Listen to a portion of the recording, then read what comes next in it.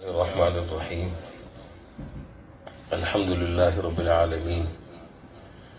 والعاقبۃ للمتقین والصلاة والسلام علی خیر خلقہ محمد وعلی آلہ واصحابہ اجمعین وعلی کل من تبعہم بإحسان الی یوم الدین اما بعد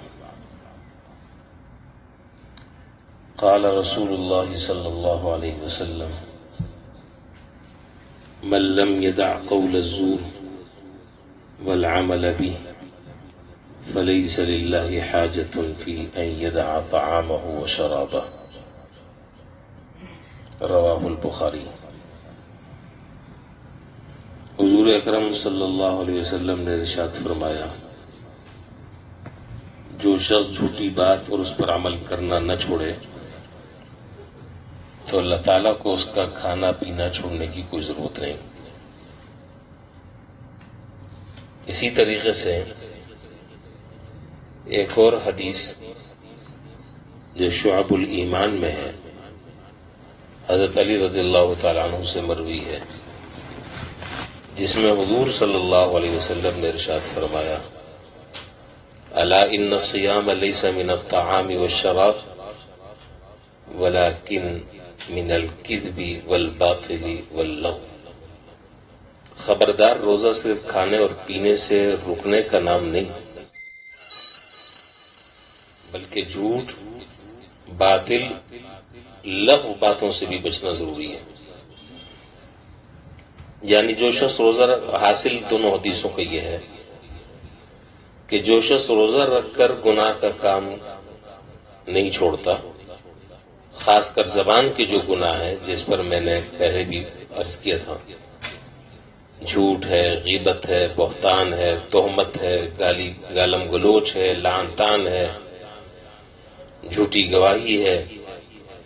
اگر کوئی آدمی روزہ تو رکھ رہا ہے، حلال چیزیں چھوڑ رہا ہے، لیکن جو چیزیں شروع سے ہی حرام ہیں، جن کو اللہ تعالیٰ نے ابدی حرام قرار دیا، جن کے حلال ہونے کی کوئی صورت ہی نہیں ہے اور کسی وقت بھی وہ حلال نہیں ہو سکتی، آدمی اس کو نہیں چھوڑ رہا، تو اللہ تعالیٰ ایسے شخص کو روزے کی شرف قبولیت عطا نہیں فرماتے۔ معلوم ہوا کہ صرف کھانے پینے کے چھوڑ دینے سے روزہ مکمل نہیں ہوتا، بلکہ اس کے لیے روزے کے فواحش اور منکرات اور ہر طرح کی معاصی، ہر طرح کے گناہوں سے اپنے آپ کو بچانا لازمی اور ضروری ہے۔ اسی طریقے سے ایک اور حدیث میں جو بخاری شریف میں ہے، کتاب الصوم باب فضل الصوم میں امام بخاری رحمۃ اللہ علیہ نے اس روایت کو نقل فرمایا ہے۔ حضرت ابو ہریرہ رضی اللہ تعالیٰ عنہ فرماتے ہیں کہ حضور صلی اللہ علیہ وسلم نے فرمایا کہ الصیام جنہ فلا یرفث ولا یجہل وان امرؤ قاتلہ او شاتمہ فلیقل انی صائم مرتین، کہ روزہ ڈھال ہے، گناہ اور عذاب سے بچاؤ کا ذریعہ ہے۔ بس روزے دار نہ تو بے شرمی کی بات کرے نہ جہالت کی بات کرے۔ اگر کوئی آدمی اس سے لڑے جھگڑے گالم گلوچ کرے تو اسے چاہیے کہ وہ 2 مرتبہ یہ کہہ دے کہ بھئی میں تو روزے سے ہوں، میں روزے سے ہوں، میرے منہ کو نہ لگو، اور آدمی لڑائی جھگڑے سے احتیاط کرے۔ دیکھیے، شریعت کے جتنے بھی احکام ہیں ان تمام کے تمام احکام میں آپ نے دیکھا ہوگا کہ 2 چیزیں ہوتی ہیں۔ کچھ چیزیں وہ ہیں جو مامورات کہلاتی ہیں اور کچھ چیزیں وہ ہیں جو منہیات کے قبیل سے ہوتی ہیں۔ مامورات کا مطلب ہوتا ہے شریعت نے جن کاموں کے کرنے کا حکم دیا ہے، اور منہیات کا معنی یہ ہے کہ شریعت نے جن چیزوں سے روکا ہے۔ تو عام طور پر، عمومی طور پر جو ہمارا ایک عمومی اور قومی ملی جو ہمارا مزاج ہے وہ یہ ہے کہ الحمدللہ اچھے کام، نیک کام، جس کی احادیث میں حضور صلی اللہ علیہ وسلم کے ارشادات میں جس کی فضیلتیں بیان ہوئی ہیں، ان کاموں کو تو ہم کر لیتے ہیں، فضائل کو سن کر، فضائل کا استحضار سامنے رکھ کر ہم ان کاموں کو کر لیتے ہیں کہ جی اس کی یہ فضیلت ہے،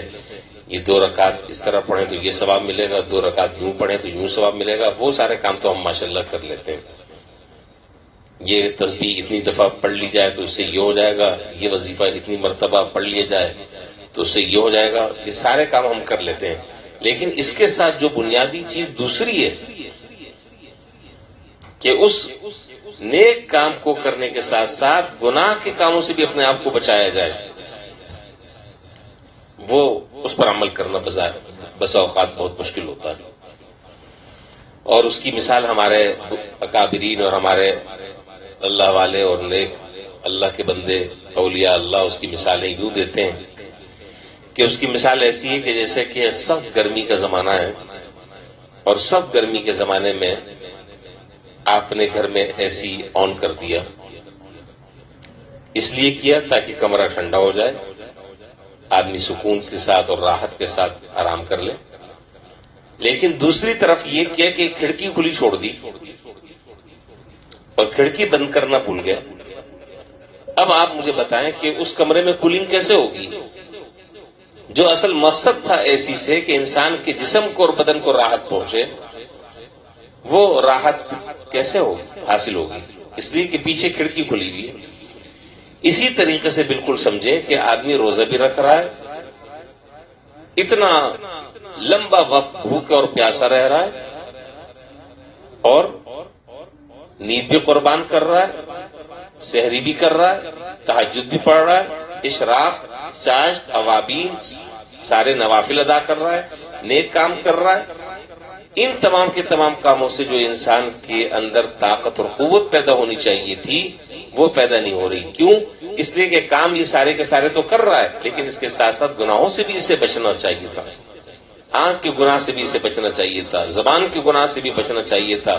دل اور دماغ میں آنے والے گندے خیالات سے بھی اس کو اپنے آپ کو بچانا چاہیے تھا، لیکن فحش گوئی سے بھی اپنے آپ کو بچانا چاہیے تھا، گالم گلوچ سے اپنے آپ کو بچانا چاہیے تھا، ناحق طریقے سے جو غصہ کر رہا ہے دوسرے پر اس سے اپنے آپ کو بچانا چاہیے تھا. لیکن ان چیزوں سے اپنے آپ کو نہیں بچا رہا، ان چیزوں سے اپنے آپ کو نہیں بچا رہا. تو ظاہر ہے کہ ان ساری کی ساری عبادتوں سے جو اس کے اندر طاقت پیدا ہونی چاہیے تھی، روح کو جو غذا حاصل ہونی چاہیے تھی وہ حاصل نہیں ہو رہی. اور اس عبادت کا نتیجہ یہ نکلتا ہے کہ اس عبادت کے جو اثرات انسان کی زندگی پر مرتب ہونے چاہیے وہ زندگی پر وہ اثرات مرتب نہیں ہوتے. حالانکہ ہونا تو یہ چاہیے کہ یہ روزہ زندگی کے اندر ایک انقلاب برپا کر دے اور اس زندگی کے اندر واضح انسان کی تبدیلی آ جائے.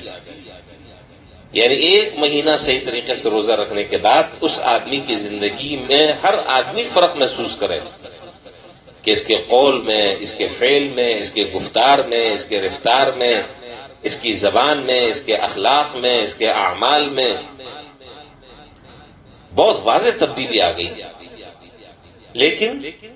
خدا نہ خواستہ، اللہ نہ کرے روزہ بھی پورے مہینے رکھا، شب قدر بھی نصیب ہوئی، تہجد بھی پورا مہینہ پڑھتا رہا، کئی قرآن شریف ختم کر دیے 1 مہینے میں، لیکن عملی جو زندگی ہے، عملی زندگی وہ اسی طریقے سے کورا اور خالی ہے، گناہوں سے بچنے کا اہتمام نہیں کر رہا، اللہ کی معصیت اور نافرمانی چھوڑنے کا دل میں خیال پیدا نہیں ہو رہا، اور گناہ کرتے ہوئے ذرا برابر بھی اس کو کوئی اللہ کا خوف اور احساس اس کے دل میں پیدا نہیں ہو رہا. تو یقین جانیے 70 سال بھی اس طریقے سے عبادت کرتا رہے گا تو اس عبادت کے اثرات اس کے جسم پر ظاہر نہیں ہوں گے. بہرحال میرا عرض کرنے کا آج کا مقصد یہ ہے کہ حدیث شریف، جیسے کہ میں نے بھی آپ کے سامنے 2-3 حدیثیں پڑھی، اس حدیث میں واضح طور پر ان باتوں کا تذکرہ ہے کہ اللہ تعالیٰ کو بھوکا اور پیاسا تمہارے رہنے کا تم بھوکے پیاسے رہو، اللہ تعالیٰ کو اس کی کوئی ضرورت نہیں ہے. چنانچہ حدیث میں ہے آپ علیہ الصلوۃ والسلام نے ارشاد فرمایا کہ رب صائم لیس له من صیامه الا الجوع ورب قائم لیس له من قیامه الا السحر. یہ سنن ابن ماجہ میں روایت ہے اور حدیث نمبر ہے 1690. اس حدیث میں حضور صلی اللہ علیہ وسلم ارشاد فرما رہے ہیں کہ بہت سے روزے دار ایسے ہیں کہ کہ جن کو بھوک کے علاوہ کچھ بھی حاصل نہیں، اور بہت سے تہجد گزار ایسے ہیں کہ جن کے لیے جاگنے کے سوا کچھ نہیں۔ آپ اگر عملی طور پر اس طرح کے لوگوں کو دیکھنا چاہیں تو آپ کو ہر جگہ بڑی تعداد آپ کو لوگوں کی آپ کو ملے گی جو روزے سے ہیں لیکن غیبتیں اسی طرح چل رہی ہیں، روزے سے ہیں دوسروں پر الزام اور بہتان اسی طریقے سے دھڑلے سے لگا رہے ہیں، روزے سے ہیں گالم گلوچ اسی طریقے سے چل رہا ہے، روزے سے ہیں دوسروں کا حق اسی طریقے سے مار رہے ہیں، روزے سے ہیں لیکن حرام طریقے سے ناجائز طریقے سے مال اسی طرح حاصل کر رہے ہیں، تہجد بھی چل رہی ہے، وظیفے بھی چل رہے ہیں۔ تو آپ مجھے بتائیں کہ یہ جو ساری عبادتیں ہیں، ان ساری عبادتوں کے کرنے کا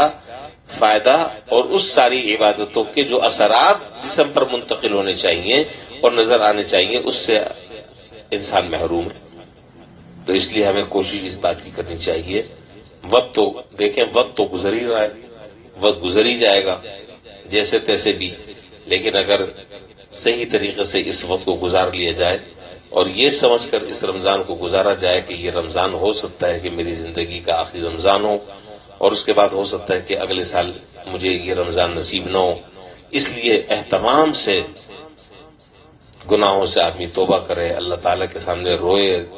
استغفار کرے، اللہ تعالیٰ کو منائے۔ اور اس وقت ساری دنیا اس چیز کا مشاہدہ کر رہی ہے کہ اللہ ہم سے ناراض ہو چکے ہیں،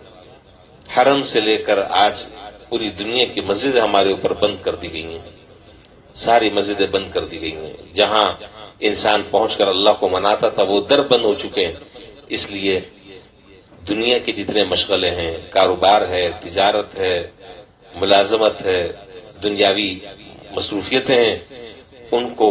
کوشش کریں کہ کم سے کم کریں، کم سے کم کریں، کم سے کم کریں، اور زیادہ وقت ہمارا جو ہے وہ توبہ میں، تو استغفار میں، دعاؤں میں، اللہ کے حضور گڑ گڑانے میں، رو رو کر اللہ کو منانے میں، صدقہ اور خیرات کر کر اللہ تبارک و تعالی کو منانے میں اور اللہ کی رضا حاصل کرنے میں ہمیں اپنا وقت لگانا چاہیے۔ اور وقت تیزی سے گزر رہا ہے، اس وقت کو صحیح طریقے سے ہم استعمال کریں۔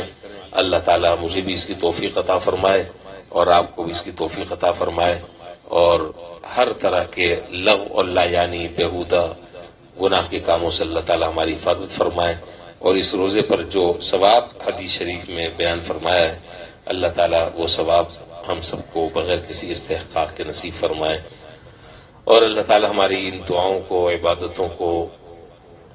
روزوں کو اللہ تعالیٰ اپنی بارگاہ میں شرف قبولیت سے نوازیں۔ وآخر دعوانا الحمدللہ رب العالمین۔